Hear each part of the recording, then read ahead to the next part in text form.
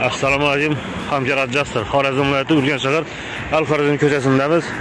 Ikkita avtomobil o'rtasida yo'l transport hodisasi yuz bergan. Trekcher va Gentra mashinamiz. Gentra mashina to'g'ridan harakatlangan. Trekcher orqaga qayrilish hisobidan yo'l bermasdan yo'l transport hodisasi yuz bergan.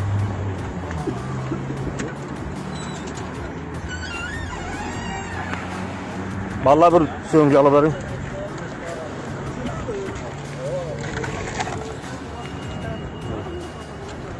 Gentramiz to'g'ridan harakatlangan.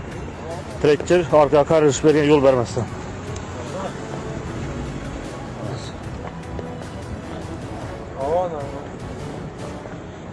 Ya harman.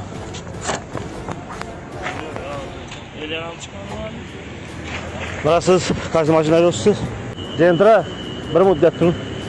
Trekçin ayrılıyorsun. Yol vermezsen arkaya ozurat koyarız. Biz bu oyunuza kanalız. Pencere alamadız. Siz Gentra ayrılıyorsunuz. Doğru hareketlendiniz. Pencere alamadız. Oldu.